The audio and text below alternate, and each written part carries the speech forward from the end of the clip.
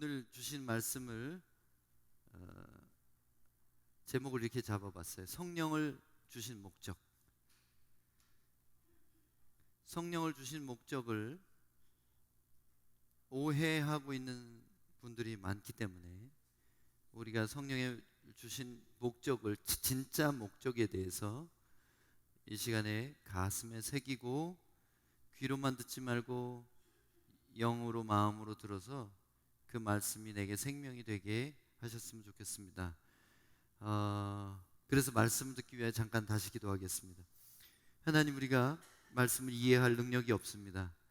지혜와 계시의 영을 우리에게 부으사 우리가 듣는 말씀을 깨달아 알게 하시고 내 것이 되게 하시고 그것이 떡과 잔이 되어서 내 안에 그리고 내 삶으로 드러나게 해 주시옵소서. 예수님 이름으로 기도합니다. 아멘. 오늘 본문을 조금 이따 한 부분씩 볼 텐데, 그리스도의 대속의 결과, 그것이 성령이 우리 안에 오신 근거가 됩니다. 왜냐하면 하나님은 죄와 함께 거하실 수 없고 불의와 함께 머무실 수가 없어요. 그것은 하나님 자체의 문제가 아니라 죄인이나 불의한 자가 소멸되기 때문에, 하나님은 완전한 거룩하심이기 때문에 하나님의 영이 죄인에게 임하면 그 사람은 죽습니다. 그 사람은 존재가 사라져요. 지옥 끝까지 1초도 안 되는 순간에 사라져 버립니다.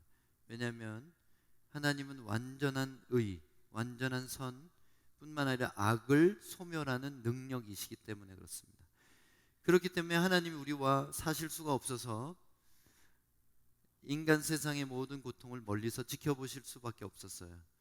그리고 간신히 유대인들에게 율법을 주시고 한 평짜리, 한 평은 아니죠, 6평인데요 6평짜리 성소에, 그것도 그 성소에 다 계신 것도 아니고 지성소에 숨어 계셨어요. 손바닥만한 그 작은 공간에 계심으로 그렇게 해서라도 하나님 아버지께서 당신의 백성들과 함께 계시고 싶었어요.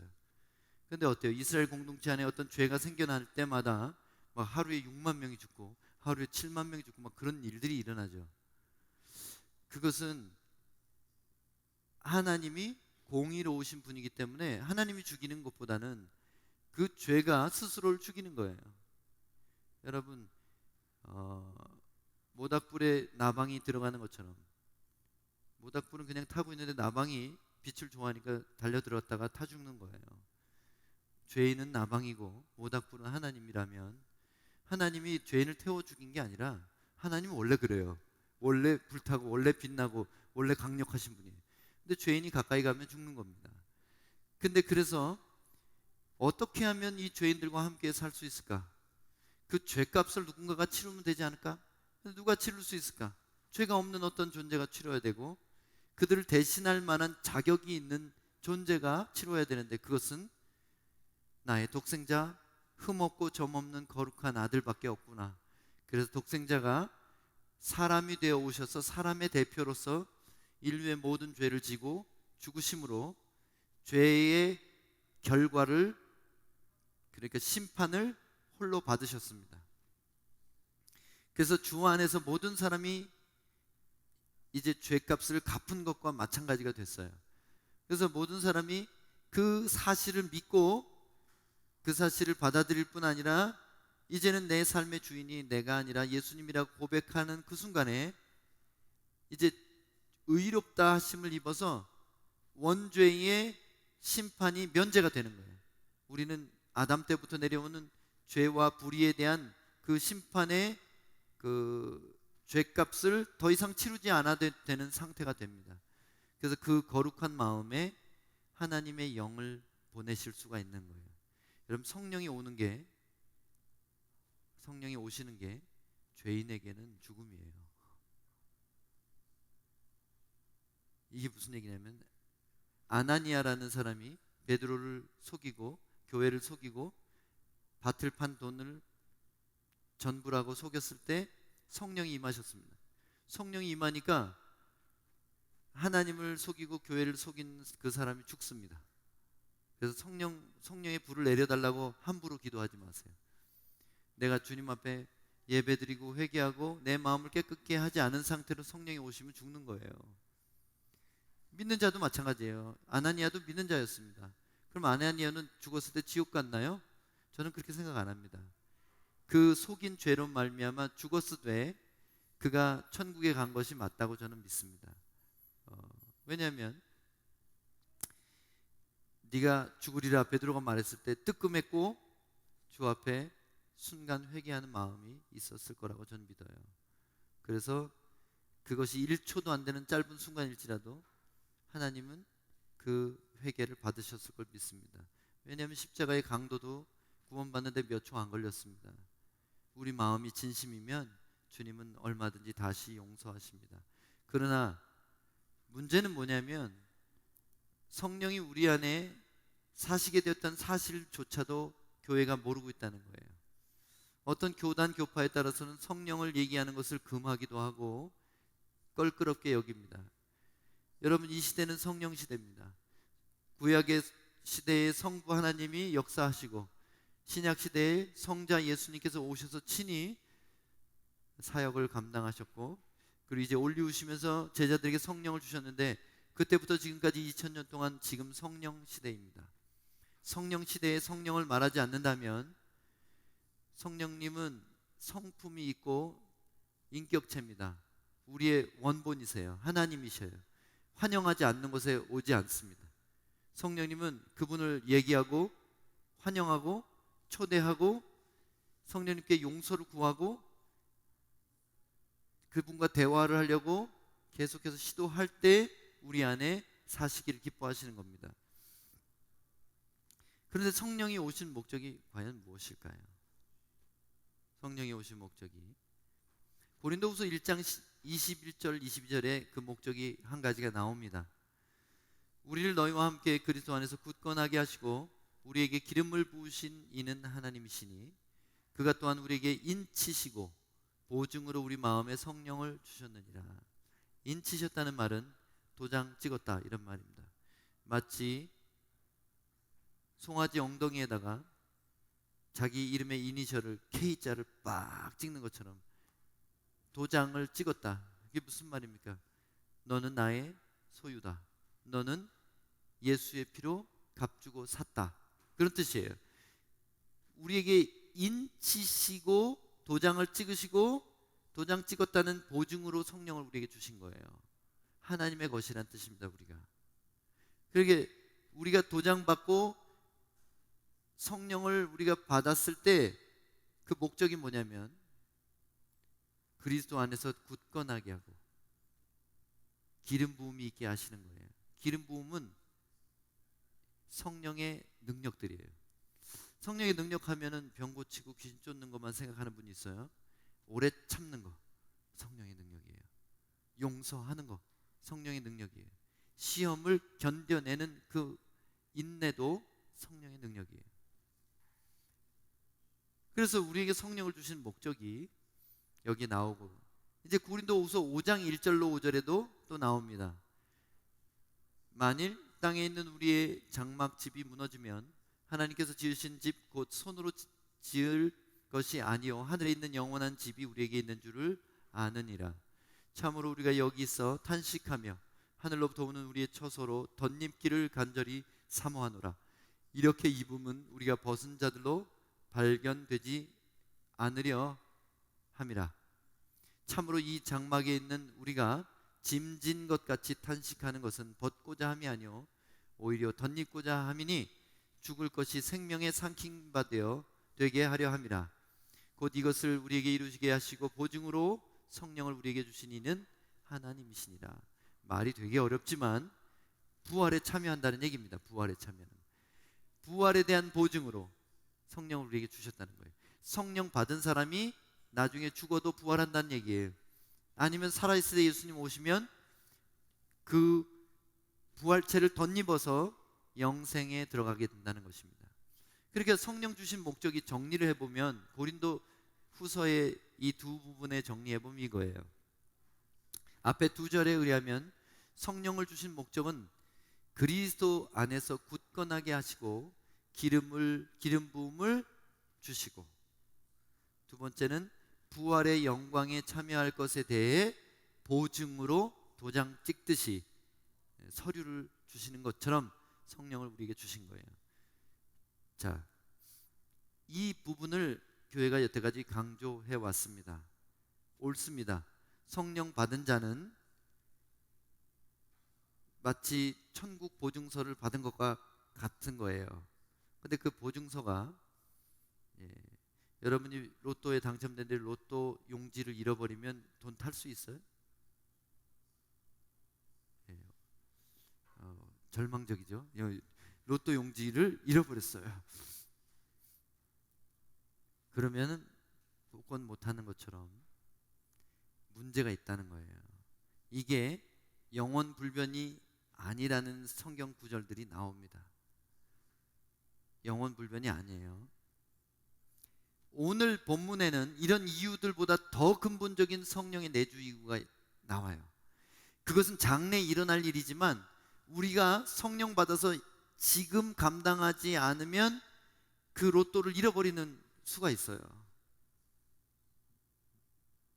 성령의 내주 이유는 오늘 본문에 나온 게 현실적이고 현세적인 이유입니다.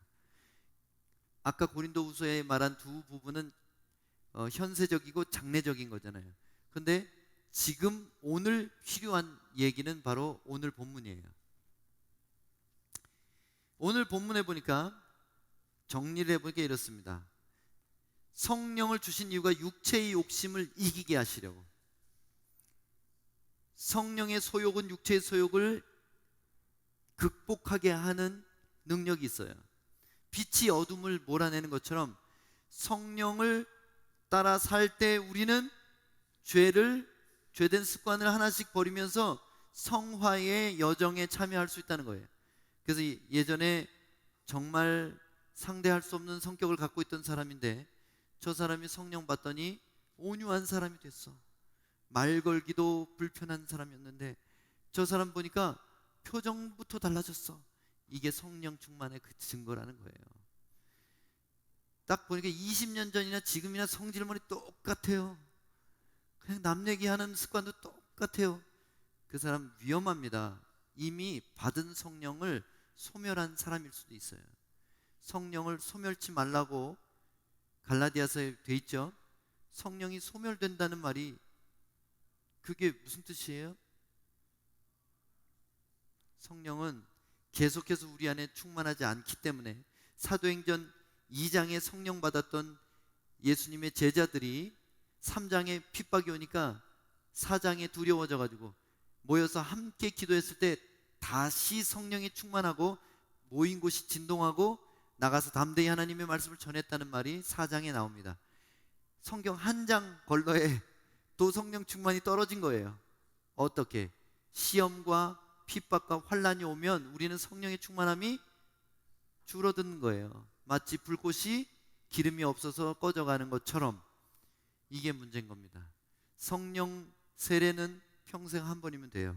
그렇지만 성령 충만은 매일매일 반복돼야 되는 것입니다. 찬송가 가사에도 내가 매일 기쁘게 순례의 길 행함은 주의 팔이 나를 안보하며, 그 다음에 뭐죠? 내가 주의 큰 복을 받는 참된 비결. 주의 큰 복이 뭘까요? 대박 나는 거예요? 무조건 신약의 복은 천국이라고 보시면 돼요. 마카리오스, 천국입니다. 내가 주의 큰 복을 받는 진짜 비결은 주의 영이 함께합니다. 성령이 계시네. 매일매일 기쁘게 성령님과 동행하는 것. 여러분, 죄를 이기는 방법은 의를 행하는 거예요. 피곤할 때까지 의를 행하고 성경 읽으면 언제 죄 지어요? 바빠서 죄 질 시간이 없어요. 누가 죄 짓냐면 한가한 사람들이 죄 짓습니다. 한가한 사람들이 돌아다니면 남의 얘기해요. 한가한 사람이 쓸데없는 곳에 가고 먹지 말아야 되는 걸 먹고, 하지 말아야 될 일을 하게 되는 겁니다.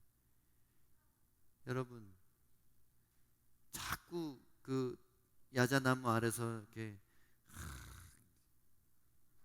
한잔하면서 바다를 바라보고 그 쉬는 거 생각하지 마세요.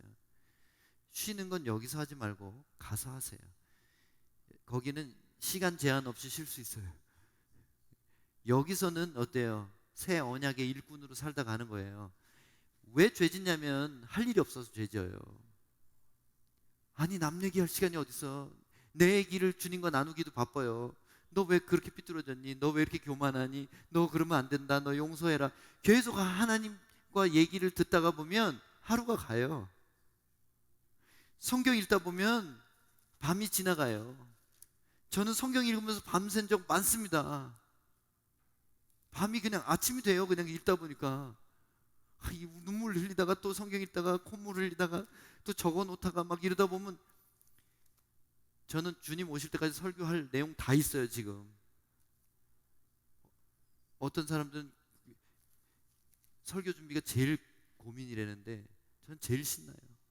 왜냐면 주님이 나한테 뭐라고 말할지 너무 궁금하거든요. 죄를 이기는 길은 의를 행하는 거예요. 의를 어떻게 행해요? 우리가 죄인인데 우리는 의롭다 하심 받았고요. 이제는 의롭게 행할 수 있는 힘인 성령이 우리 안에 충만하시면 되는 겁니다. 그래서 율법의 욕심을 이겨서 율법의 육체의 욕심을 이겨서 율법의 속박을 벗어나는 것. 만약에 우리가 성령 받은 후에도 계속 죄를 의도적으로 지으면 어떻게 되는지 아세요? 천국 못 가요. 잘못 배웠습니다. 여러분, 만약에 예정론을 찰떡같이 믿으신다면 우리 교회 오면 불편할 거예요. 저는 4대째 장로교인입니다.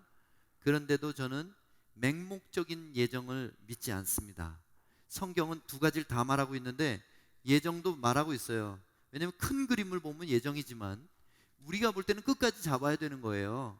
그걸 말하지 않으면 성도들이 게을러지고 악해지고 세상에 떠내려가게 된다는 거예요. 무능력한 성도들이 되는 겁니다.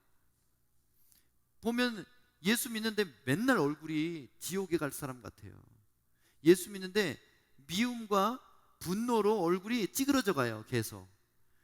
여러분, 그건 아니에요. 뭔가 잘못된 거예요. 오늘 본문 중에 갈라디아서 5장 16절에서 18절 24절 한번 볼까요? 내가 이르노니 너희는 성령을 따라 행하라. 그리하면 육체의 욕심을 이루지 아니하리라. 공격하라. 그러면 수비할 필요 없다. 최선의 공격이 최선의 수비입니다. 우리가 3골 먹었다고 슬퍼할 필요 없어요. 4골 넣으면 돼요. 우리가 이겨요.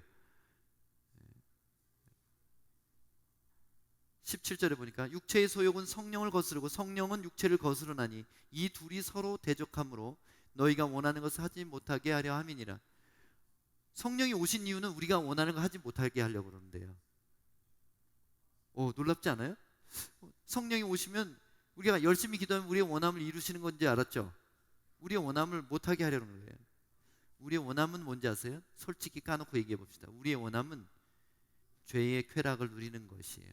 우리의 근본적인 성향이 그렇습니다. 아담의 후손이거든요. 모두 다 내가 높아지고 싶고 내가 더 칭찬받고 싶고 내가 인정받고 싶고 내가 다른 사람보다 더 위에 있고 싶어요. 돈을 더 많이 벌고 싶어요. 내 자식이 남의 자식보다 더 잘 되고 싶어요. 이런 것들이 우리가 원하는 것입니다. 근데 성령이 오신 이유는 그런 것들을 하지 못하게 하려고. 우리의 육체의 욕심을 막 거스리고 불편하게 만들어가지고 계속 양심을 찔러가지고 그냥 갖고 있는 거 주게 만드는 거예요. 축복하게 만드는 거예요. 성령님은 우리를 불편하게 하시는 분이에요. 옆구리의 가시처럼. 왜 우리가 불편한지 아세요? 우리는 의롭다 하심을 받았지만 우리는 죄된 성향이 아직 육체 안에 남아있기 때문에 그렇습니다. 우리가 부활체가 될 때까지는 여전히 육체의 옛사람이 아침마다 부활해요. 사도 바울이 왜 나는 날마다 죽노라 그랬을까요? 내가 그리스도와 함께 십자가에 못 박혔다 이렇게 말해놓고 왜 날마다 나는 죽는다 그랬을까요? 두 가지 의미가 있습니다. 날마다 나는 죽음을 각오하고 복음을 전한다. 또 하나는 나도 날마다 내 안에 죄성이 부활하기 때문에 또 십자가에 못 박는다 이런 뜻입니다. 그래서 우리가 말씀 생활이 없으면 매일매일 부활하는 나의 옛사람을 다룰 수가 없어요. 말씀이 검이라 그랬잖아요. 검이긴 검인데 두 날 가진 검이에요.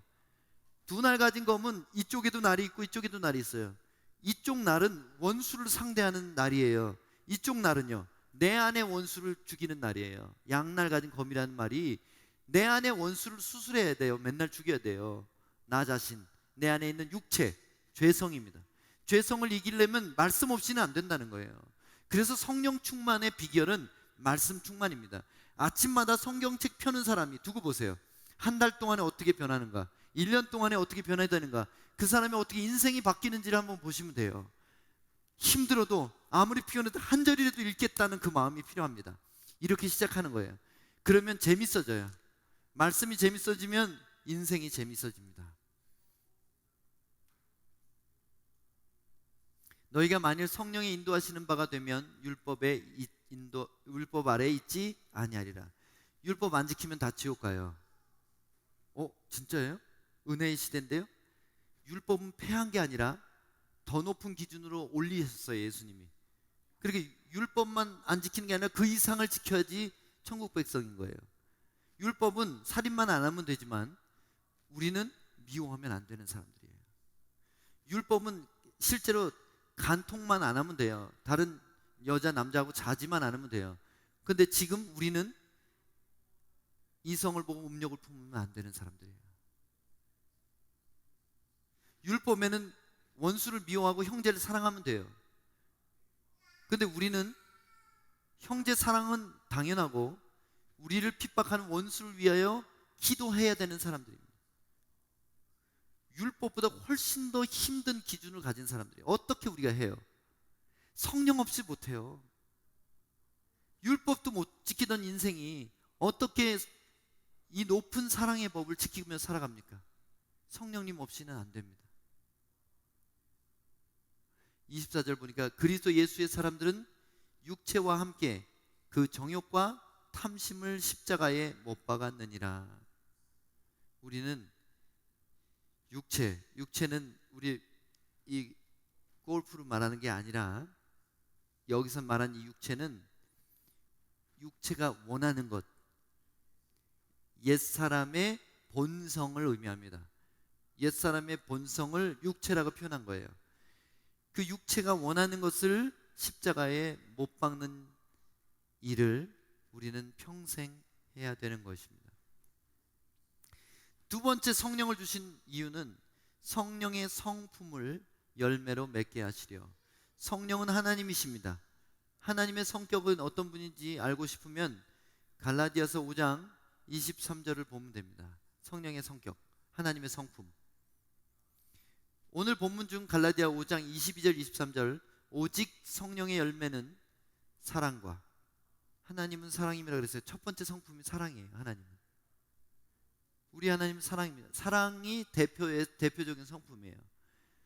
희락과, 하나님이 재미없고 지루하고 엄숙한 분인 줄 아셨다면 잘못입니다. 하나님은 개그맨이십니다. 너무나 우리를 재밌게 만들어 주시는 분이에요. 웃기시는 분이에요. 우리를 그냥 이유도 없이 비실비실 웃게 만들어요. 하나님. 좀 예수 잘 믿으면 좀 상태가 이상한 사람 같이 보여요. 갑자기 예배 드릴 때 울다가 웃다가 기뻐하다가 날뛰다가 막 이상해요. 왜 그랬습니까? 하나님의 성품이 우리 안에서 드러나는 거예요. 희락입니다. 화평. 예수 잘 믿는다고 그러는데 쌈딱이에요. 가는 데마다 싸움 걸고 시비 걸고 하는 사람들 있잖아요. 그거는 정말 잘못된 거예요. 성령 없는 사람이에요. 화평한 사람은 어떻게 하든지 결론을 화해로 마무리하는 사람이에요. 중간에 갈등은 있을지 몰라요. 그렇지만 마지막에 결단은 내가 죽는 거예요. 내가 손해보고 내가 십자가를 지고 그 사람을 풀어주는 겁니다. 화평한 거. 오래 참는 사람입니다. 그냥 냄비가 끓듯이 열심내는 것처럼 하다가 발끈하고, 특별히 이 시대는 배신 잘하는 시대예요. 배신하고 뒤집는 거, 이거 하나님이 미워하는 거예요. 오래 참으십니다. 자비는 뭐예요? 다른 사람에게 후하게 주고 다른 사람을 불쌍히 여기는 마음이에요. 양선은 뭡니까? goodness. 양선은 착한 건데 무기력한 착함이 아니에요. 양선은 선한 일을 위해서 희생도 각오하는 것이 양선입니다. 충성은 뭡니까? 충성은 틀림없이 순종하는 거예요. 완벽하게 순종하는 것, 끝까지 순종하는 것입니다. 온유는 뭐예요? 온유는 이 헬라 말로는 길들여진 말이라는 그 단어에서 왔어요. 야생마가 길들여지면 힘이 없어져요? 야생마를 잡아가지고 길들이면 힘이 없어집니까? 스피드가 떨어져요? 아니요, 그대로 힘도 세고 잘 달려요. 근데 틀려졌죠. 뭐가 달라졌어요? 주인이 말씀하실 때만 달려요. 그래서 온유라는 말은 주님이 말씀하실 때만 열을 내지, 주님 말씀 안 하시면 가만히 웃고 있어야 돼요. 절제는 뭡니까? 절제가 없으면 큰일 납니다. 너무 사랑해서 이웃집 여자까지 사랑하고 이러면 절제가 없는 거예요. 그죠? 선이 필요합니다. 선이. 한계가 필요한 거예요. 절제. 수도꼭지. 어디까지가 적당한가? 너무 기뻐가지고 남이 슬퍼하고 있는데 그 옆에서 막 웃어요. 그러면 그거는 절제가 없는 거죠. 예, 그래서 이 절제는 하나님의 성품 중에 특별히 이웃을 배려하는 성품이에요. 다른 사람을 생각해 주는 것. 이런 것들은 세상 모든 사람이 좋아합니다. 악인들조차도 이거 좋아해요. 다. 여기서 악인들이 안 좋아하는 거 있는지 보세요 한번. 불의한 자들도 이건 다 좋아해요. 세상의 어느 나라도 이런 것들을 금지는 못합니다. 그래서 하나님의 사람들은 어느 나라든지 갈 수 있는 거예요. 아무리 불의한 공동체나 세상 속에도 들어갈 수 있는 거예요. 그 사람만 있으면 그곳이 변하는 거예요. 하나님의 사람은 하나님의 그리스도의 몸이기 때문에 그리스도가 거기 가신 거예요. 내가 불의한 곳에 들어가면 그곳이 의로워지는 겁니다. 우리가 끄락굴란 자에 들어가면 그 지옥 같은 곳이 빛이 나기 시작하는 거예요. 한 구석이. 그게 바로 교회의 비밀이에요. 교회는 어둠 가운데 비치는 빛이 되는 것입니다. 그렇다면 육체의 욕심을 이기고 성령의 성품을 나타내는 방법이 뭘까요? 다 알겠는데, 그 하나님 뜻인 것도 아는데 안 돼요. 그래서 방법이 뭐였냐고요 도대체. 이걸 많이 물어봐요. 강의할 때건 설교할 때건 사람들이 방법 좀 알려주세요. 묵상하는 방법 좀 알려주세요. 기도하는 방법 좀 알려주세요. 그런 방법이 어디 있을까요? 오늘 본문에 2번 나온 게 방법이에요. 텍스트를 딱 볼 때요, 동그라미부터 동그라미를 딱 보고 연구할 때 반복되는 단어 찾는 게 기본입니다. 그래서 여러분 앞으로 성경 공부하실 때 반복된 단어가 뭔가, 성령님이 영감을 통해서 이 저자를 통해서 우리에게 반복적으로 말한 게 뭔가를 찾으시면 됩니다. 16절과 25절에 나옵니다. 내가 이르노니 너희는 성령을 따라 행하라. 그리하면 육체의 욕심을 이루지 아니하리라. 25절에는 만일 우리가 성령으로 살면 또한 성령으로 행할지니, 이게 무슨 뜻일까요? 성령으로 살면, 성령으로 거듭났으면 성령으로 행하라. 자, 이 부분을 교회가 강조 안 하면 어떻게 되냐면 태어나고 버려진 아이와 같습니다. 여러분, 아기를 낳아가지고 밖에 버리면 어떻게 돼요? 누가 발견 못하면 걔는 죽어요. 아기를 낳아가지고 그냥 방치해 두면 하루 안 가서 죽을걸요? 거듭난다는 건 하늘로부터 태어난 거예요. 아기예요. 아기는 어떻게 돼요? 젖을 먹어야 되고 자라나야 되는데 젖을 떼고 단단한 음식도 먹어야 됩니다. 이게 뭘 말하는 거예요? 사도 바울이 계속 교회를 향해서 이런 얘기를 하죠. 그리스도 안에서 자라가라. 어디까지? 그리스도의 완성된 분량까지. 그리스도의 완성된 분량까지 자라가는 게 성령을 우리에게 주신 목적이라는 거예요. 성령으로 거듭났으면 성령으로 살아가야 된다는 거예요.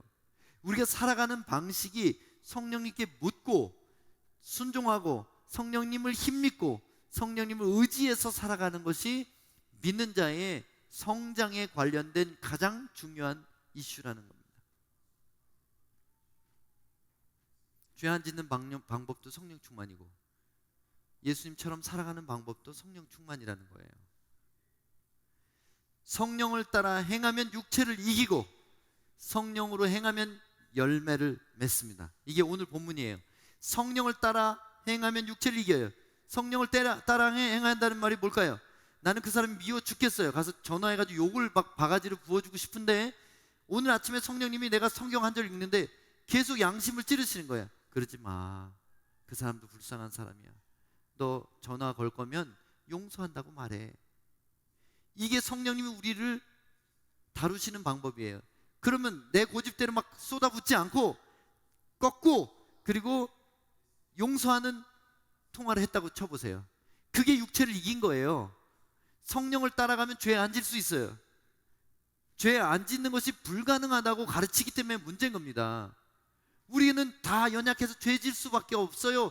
교회에서 그렇게 가르치니까 다 죄 짓는 거 당연한 줄 아는 거예요. 그리고 맨날 장로님들이 여기서 기도하는 거는 지난 한 주간도 주의 자녀처럼 행하지 못하였사오니 면목이 없사옵니다. 오늘도 예수님 우리를 위해 죽어줘야 되겠습니다. 이게 뭐냐고요? 지난 한 주간에 우리는 연약하지만 주께 순종하여 사람들 돌보고 사람들 위하여 기도했습니다. 감사합니다. 이 기도를 해야지 하나님 영광 받으시지. 주님 자녀처럼 살지 못하였나이다. 막 이것만 하니까 왜 그렇냐 이걸 좀 궁금해 하셨으면 좋겠어요. 왜 교회가 죄를 지을 수밖에 없을까? 아니에요. 거짓말이에요. 의를 행할 수 있습니다. 교회는 의를 행해야 되고 행할 수 있어요. 하다가 넘어질 수는 있겠지. 왜냐면 우리는 옛사람이 계속 부활하니까 어느 날 걸려서 넘어질 수 있겠지. 그렇지만 의인은 7번 완전히 넘어져도 8번 구원을 받아요. 일어날 수 있습니다. 8이라는 숫자는 히브리인들에게는 구원의 숫자예요. 특별히 메시아의 숫자입니다. 메시아가 우리를 건져주세요. 의인은 완전히 넘어져도 일어날 힘이 생겨요. 어떻게? 성령입니다. 성령. 죄 안 짓는 방법, 의를 행하는 방법은 성령님의 음성을 귀 기울여 듣는 거예요. 음성 듣는 방법은 이거밖에 없어요. 성령님의 음성은 이거가 있어야 돼요. 이걸 펴야지 성령님의 음성이 들려요. 근거가 있어야지. 이거 없이 그냥 산기도만 가서 막 5시간 기도하면 약간 이상해질 수도 있어요. 말씀 없이 성령님의 음성 듣는다, 이거 위험합니다. 그리고 성령으로 행한다는 말은 성령께 듣고 행하는 것이고 성령을 통하여 행하는 거예요. 어떤 사람과 대화할 때도 성령님께 끊임없이 물어봐요. 저는 성령님, 이 사람에게 가장 알맞는 대답이 무엇입니까? 하나님 혹시 성경 구절 필요한 거 말씀해 주세요. 그럼 제가 여러분하고 대화할 때 성경 구절 한마디 하잖아요. 그거 성령님으로부터 나온 거예요. 얼마나 많은 사람이 한국에서 미국에서 저한테 상담을 요청하고 한마디 듣고 해결됐다고 감사하는지 모르겠어요. 근데 저한테 감사할 필요가 없는 게 저는 그분을 위해서 잠깐 기도하고 성령님께 들은 것뿐입니다. 하나님의 사람은 성령님과 내통을 해야 돼요. 점쟁이가 귀신하고 내통하는 것처럼. 귀신같이 알죠, 그들이? 점쟁이들이. 하나님의 사람은 성령같이 알아야 돼요. 하나님의 성령과 내면으로 서로 대화하는 채널이 있어야 된다는 겁니다. 성령으로 행하면 열매를 맺는데 그 열매는 첫 번째 성품으로 나타나기 시작해요. 바로 9가지 그 성격이 그 삶에서 사랑 많은 사람이 되고 기쁨이 많은 사람이 되고 화평한 사람이 되고 오래 참는 사람이 되고 자비로운 사람, 선한 사람, 충성하는 사람, 온유한 사람, 절제하는 사람이 되는 것입니다. 점점 그렇게 변해가는 거예요. 옛날 어린이들 찬양에 영어 찬양 He's changing me죠. He's changing me. 사랑의 주님 아니에요. 옛날 알던 그 사람. 그 노래 있잖아요. 때론 느리지만 난 알고 있죠. 언젠가 완전해져요. 매일매일 조금씩 매일매일 변하지요. Jesus is changing me. 거기 보면 현재 진행형이잖아요. Jesus is changing me. 나를 지금 변화시켜 주시고 있는 거예요. 성도의 삶은 그날이 그날 같고 어제가 오늘 같고 10년 전인 지금 같고 이러면 큰일 나요. 묵은 땅이 되고 그 묵은 땅은 가시와 엉겅퀴가 가득하고 불태워집니다. 삐뚤어지고 고집스러워지고요, 대화가 불가능한 사람이 되고 욕심만 가득 차 있어요. 집 평수만 늘리다 가는 거예요. 집 평수 아무리 늘려도 그 집 가지고 갈 수 없죠. 땅 누운 거 한 평도 안 되는 땅에 누울 텐데 뭘 그렇게 땅 살라고 그러고 집 살라고 그러고 난리를 치나. 저는 이 세상에 집도 없고 차도 없고 돈도 별로 없고 아무것도 없고, 근데 저 하늘에 많이 준비해놨어요. 저 자신 있어요. 가면 우리 집에 놀러 오세요. 천국에 가면 우리 집에 놀러 오면 아마 현관에서 현관까지 들어오는데 시간 좀 걸릴 거예요. 그냥 걸어서 오기 힘드실지도 몰라요. 우리에게 성령을 주신 것은 단지 구원의 도장과 증표로서가 아니라 그분을 우리의 왕으로 주신 거예요. 이걸 잘 생각해야 돼요. 우리는 더 이상 우리 고집대로 살면 망해요. 왜냐면 왕을 모셔놓고 그분을 존대를 안 하면 어떻게 돼요? 이게 진짜 중요한 얘기인데, 예수님께서 뭐라 그러냐면 마태복음 비유에 이런 말씀하셨어요. 나의 왕됨을 기뻐하지 않는 저들을 데려다가 바깥 어두운데 내팽개쳐라, 이렇게 말씀하십니다. 지옥에 던지라 하십니다. 나의 왕됨을 기뻐하지 않는 자들. 성령님이 예수님이세요. 예수님의 영이에요. 그러면 예수님의 영을 우리 몸에 마음에 받아놓고 그분을 왕 대접을 안 해드리면 어떻게 되는 거예요? 우리는 이 두려운 사실을 알아야 돼요. 교회 다닌다고 천국 가는 게 아니라는 것을 계속 말하는 이유가 여기 있습니다. 교회 다니다 지옥 가는 사람 제일 불쌍한 사람이에요. 눈치 보고 마음대로 죄도 못 짓고 그냥, 그죠?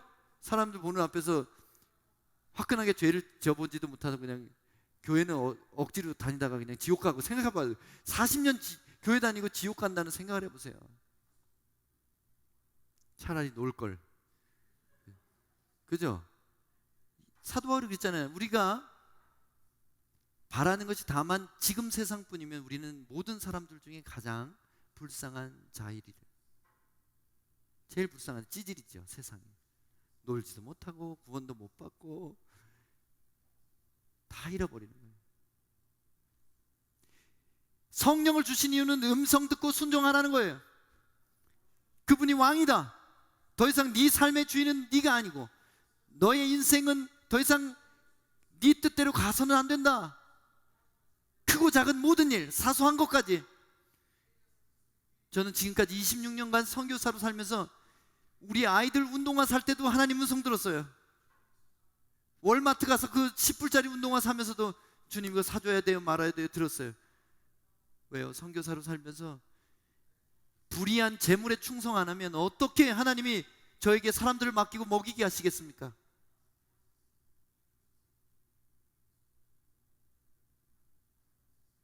제가 입고 있는 괜찮은 옷은 다 선물 받은 거예요.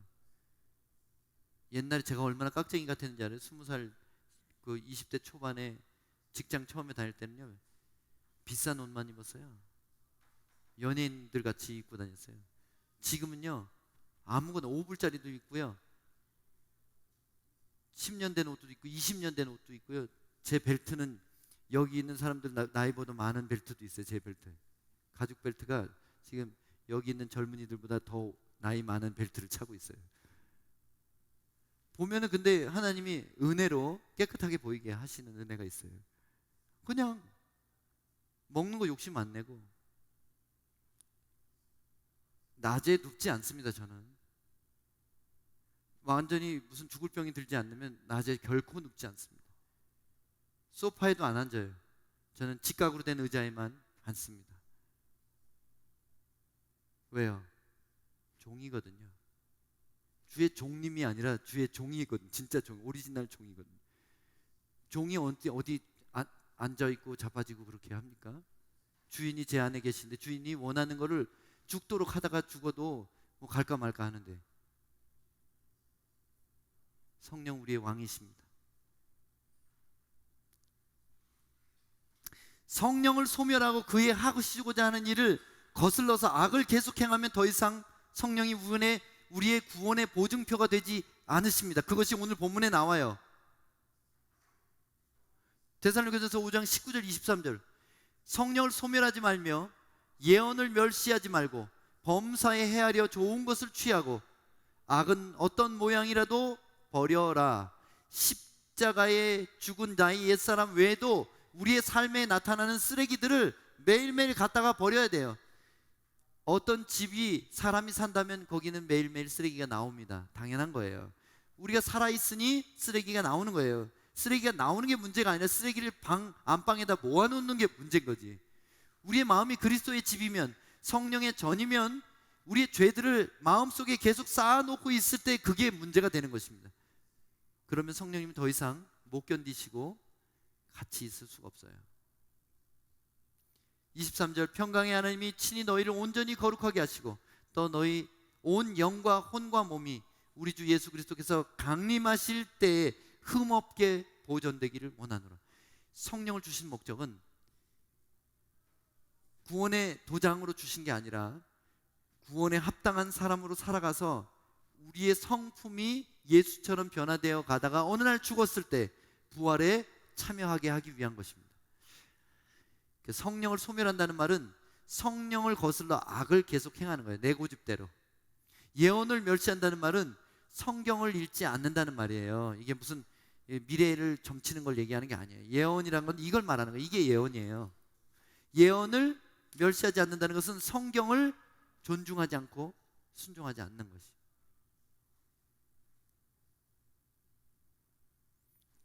하나님의 뜻은 우리의 온전한 거룩함과 영혼 육의 구원이에요. 영만 구원해 가는 게 아니에요. 그래서 영은 어떻게 구원받냐면 회개하고 성령 받음으로 거룩해지는 거예요. 혼은, 우리의 속사람, 성격은요, 받은 성령께, 내가 받은 성령께 복종하고 말씀대로 살아감으로 거룩해지는 거예요. 육은 아직 우리 거룩하지 않아요. 그리스도께서 부활을 주시는 날 거룩해지는 거예요. 구원은 순서가 있다는 거예요. 영의 구원이 시작이고 혼의 구원이 과정이고 육체의 구원이 마지막 완성이에요. 그래서 구원은 즉시 이루어지지만 이것이 성령을 따라 행할 때 점진적으로 이루어지는 겁니다. 순간적이지만 점차적으로 이루어지는 게 우리의 구원이에요.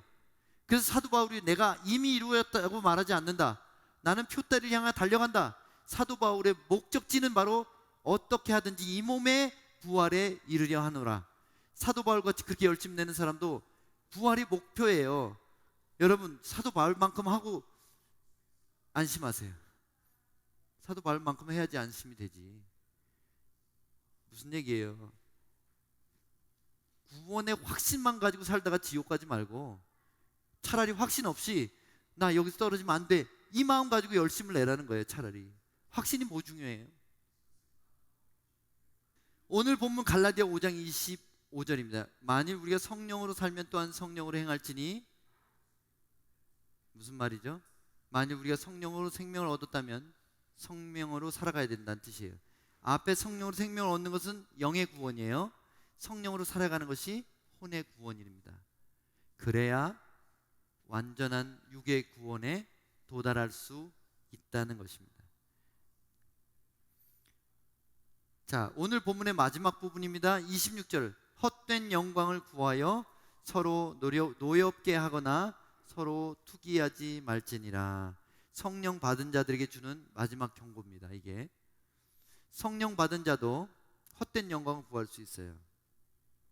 헛된 영광이라는 것은 낡고 부패해지는 것에 대한 집착과 자랑, 낡고 부패해지는 것에 대한 집착과 자랑이에요.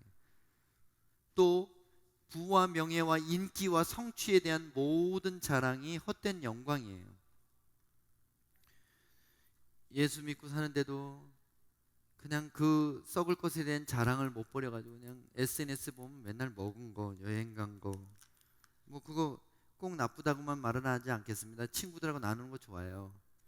그랬니? 부럽다. 얘 그거 그 좋아요 한번 받으려고 참 애쓰고 삽니다. 근데 예수님이 싫어요 하시면 어떻게 돼요? 세상 사람들은 날 다 좋아요 날려주는데 예수님은 싫어요. 너는 네 꿈만을 위해서 쫓아가는구나. 너는 네가 좋아하는 일만 하는구나. 너는 네가 성취하는 목표만 즐기는구나. 근데 내 뜻과는 관심이 하나도 없네. 싫어요. 예수님이 싫어요 하면 끝이에요. 모든 사람이 좋아요를 100만 개를 줘도 예수님이 싫어요 하면 끝나는 거예요. 사람들은 아무도 몰라줘도, 사람들한테 예쁘다 칭찬 안 들어도 그냥 SNS 그 사진 거의 다 사기더라고요. 만나보면 찾을 수도 없어요, 그 사람이 누군지. 포토샵을 하도 해가지고 알아볼 수가 없어요. 그거 뭐 가짜 사진 올리면 뭐 할 거예요? 나 실제 인물도 아닌데. 보면 사진 보면 다 연예인이냐. 근데 혹시 저 누구시죠? 막 이렇게 못 알아봐요. 왜요? 왜 거짓된 것으로 자랑을 삼습니까? 왜 좋아요를 받아요? 하다 안 되니까 막 큰 운동해가지고 근육 사진 찍고, 뭐 여자들은 비키니 입은 사진 찍고 그래가지고 올려가지고 그거를 좋아요 따봉 받으려고 살아가요. 돈 많이 벌어서 기가 막힌 집을 딱 지어놓고, 봐라 우리는 이렇게 좋은 집에 산다. 한국 애들, 꼬마 애들도 아파트 평수에 따라 논대요. 안 놀아준대요. 서민 아파트 사는 사람들하고 안 논대요. 그게 뭐예요? 망할 세상이지. 끝났어요 이제. 예수님은 가난한 자들의 친구인데, 그러면 그 애들은 가난한 예수님을 만날 수가 없어요. 부자끼리 노는 애들 있잖아요. 지옥 가요 다. 예수님 만날 수가 없으니까. 예수님 가난한 자들하고 함께 계신데, 헛된 영광을 구하는 삶의 특징은 다른 사람에 대해서 열등감이나 우월감이 있어요. 열등감과 우월감은 어떻게 드러나냐면 상대적인 박탈감이나 분노나 질투심을 만들어냅니다. 그래서 다른 사람하고 비교하고 살면 안 되고, 죄인이었던 내가 구원받은 그 사실 붙잡고 살아가야 돼요.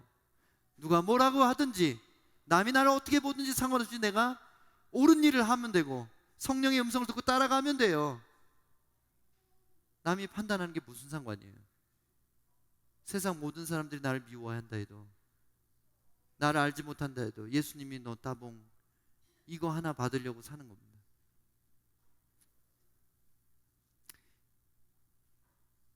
성령 우리에게 장차받을 구원의 보증으로만 주신 것이 아닙니다. 정리합니다. 오히려 우리를 심판하실 근거가 성령이에요. 내가 너를 성령을 줬는데도 너는 내 뜻대로 살지 않았다. 그 근거가 바로 성령입니다. 한번 보실까요? 그 심판의 날에 예수 그리스도께서 성령을 받았으나 자기 고집대로 산 사람에게 이렇게 말씀하실지 모릅니다. 너는 나의 고통과 죽음으로 값을 주고 샀으며 너를 모든 죄에서 깨끗하게 하고 가장 소중한 나의 영을 주었으나 너는 그 성령의 음성을 듣지 않았고 순종하지 않았고 마치 존재하지 않는 것처럼 무시했으며 너의 마음대로 살았으니 나는 너를 도무지 알지 못한다. 성령 받은 사람이 지옥 가는 얘기가 나옵니까? 안 나옵니까? 나와요. 히브리서 6장에도 나오고 요한계시록 3장에도 나옵니다. 생명책에서 지워진다 그랬고, 성령을 맛보고 내세의 능력을 맛본 자들이 타락하면 다시 회개케 할 수 없다 그랬어요. 성령 받았던 사람도 지옥 갈 수 있어요. 마태복음 7장 21절 23절입니다. 나더러 주여 주여 하는 자마다 다 천국에 들어갈 것이 아니요 다만 하늘에 계신 내 아버지의 뜻대로 행하는 자라야 들어가리라. 그날에 많은 사람이 나더러 이르되 주여 주여 우리가 주의 이름으로 선지자 노릇을 하며 주의 이름으로 귀신을 쫓아내며 주의 이름으로 많은 권능을 행하지 아니하였나이까 하리니 그때 내가 그들에게 밝히 말하되 내가 너희를 도무지 알지 못하니 불법을 행하는 자들아 내게서 떠나가라 하리라. 이 말이 얼마나 무섭습니까? 주여 주여 했어요. 교인이죠? 심지어 선지자 노릇했어요. 평신도도 아니에요. 목회자예요. 심지어 예수 이름으로 귀신도 쫓아냈고 능력도 나타냈어요. 그런데 어때요? 성품의 열매를 못 맺었어요. 순종의 열매를 못 맺었어요. 그 사람은 불법이라 그래요. 불법을 행하는 자들. 우리가 율법 아래 있지 않는데 무슨 법이에요? 여기서 지옥 가는 자들이 지켜야 할 법이 무엇입니까? 교회는 다녔으나 지옥 가는 자들이 지켜야 될 법이 있어요. 우리가 교회 다니면서 지켜야 되는 법이 있다는 거예요. 뭘 지켜야 됩니까? 이는 그리스도 예수 안에 있는 생명의 성령의 법이 죄와 사망의 법에서 너를 해방하였습니다. 잘못 안 알고 있는 게 있어요. 그리스도 안에 있는 자유는 종이 될 자유지 자유인이 될 자유가 아니에요. 우리는 자유를 얻었을 때 죄를 안 지을 자유를 누리는 거지 마음대로 할 자유를 받은 게 아니란 말입니다.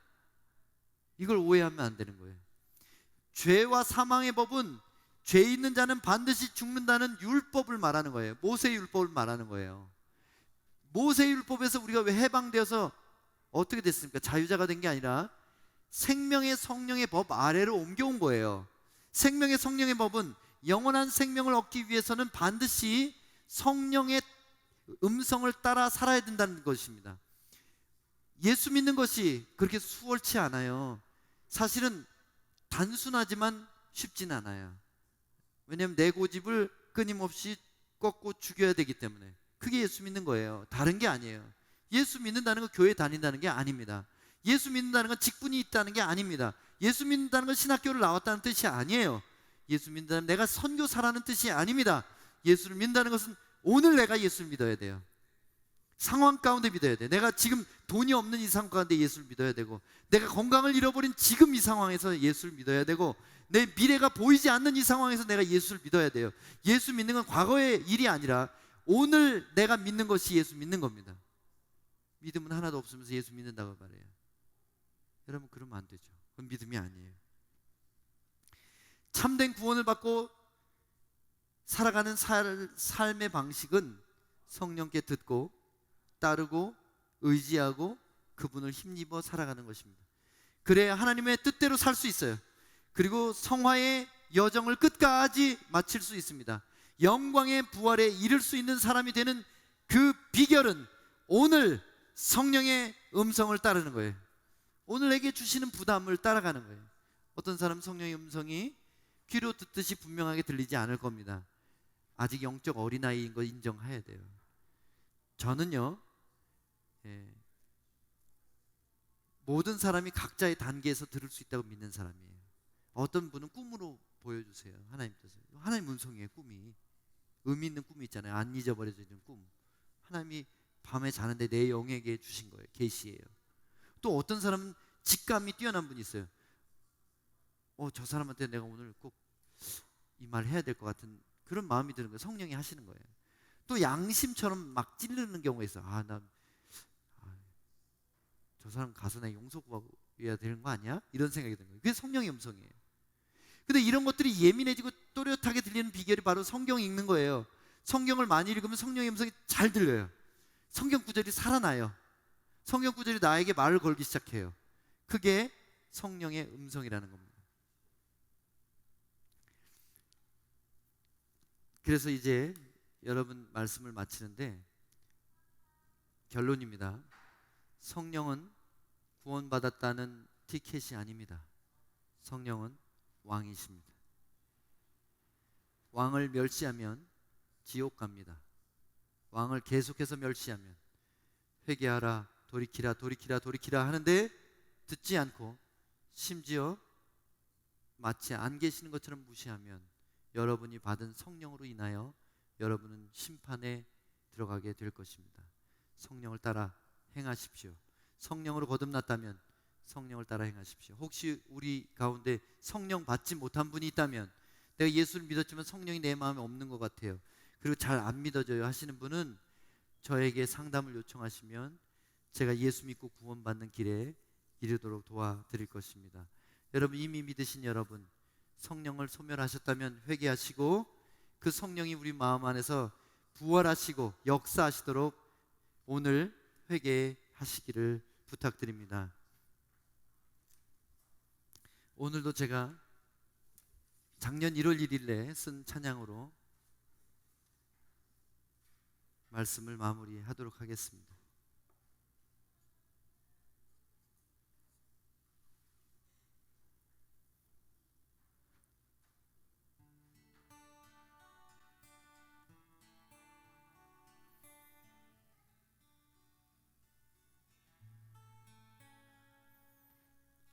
주님의 말씀은 그분의 음성은 지치고 상한 내 맘에 한 줄기 빛처럼 내 가는 이 길을 비추어 주시네. 내 영을 살리는 능력, 생명의 말씀. 주님의 말씀은 그분의 음성은 지치고 상한 내 맘에 한 줄기 빛처럼 내 가는 이 길을 비추어 주시네. 내 영을 살리는 능력, 생명의 말씀.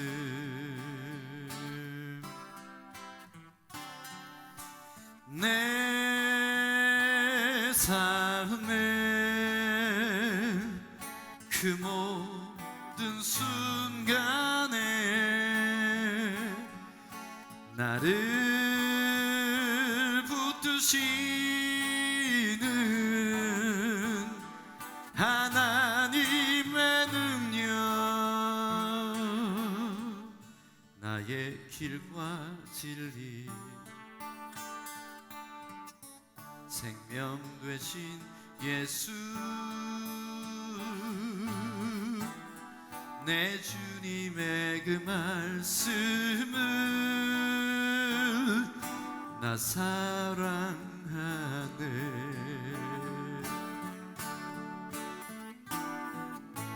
내 앞에 가리워진 길에 나를 이끄시는 성령님의 음성, 나의 길과 진리, 생명 되신 예수, 내 주님의 그 말씀을 나 사랑하네.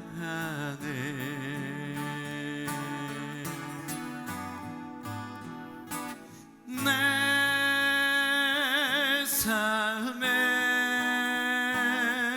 그 모든 순간에 나를 붙드시는 하나님의 능력,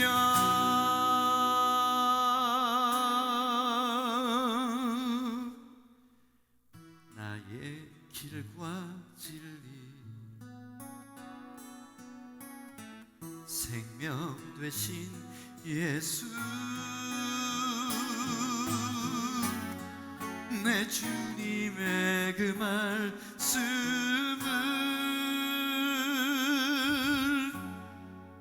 나 사랑하네.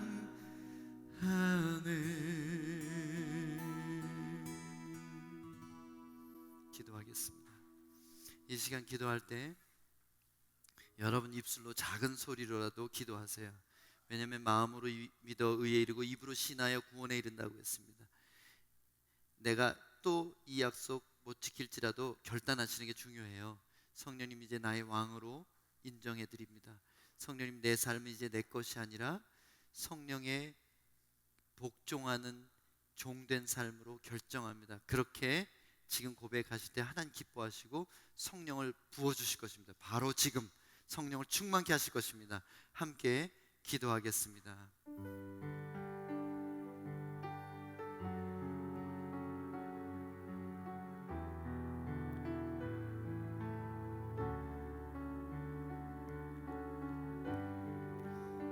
성령님을 무시하고 살았던 우리를 용서해 주시옵소서. 성령님은 우리의 왕이신 것을 다시 한번 기억하며 인정해 드립니다. 이런 일을 행하는 자들은 하나님 나라를 유업으로 받지 못할 것이라 분명히 말씀했는데 우리는 죄 가운데 있는 것이 당연하다고 생각했습니다. 하나님 의를 행하지 않으면서 왜 죄를 짓는지 이해하지 못했습니다. 주님, 이제 성령께 듣고 평생을 순종하여 부활의 그날까지 성령을 따르게 도와주시옵소서. 주님, 오늘 돌이킨 사람이 있다면 저들에게 성령을 넘치도록 부어주사 잃어버린 기쁨과 소망이 회복되게 해주시고 주님의 그 놀라우신 은혜가 다시 한번 감사하고 감격되는 일들이 일어나게 해주시옵소서. 예수님 이름으로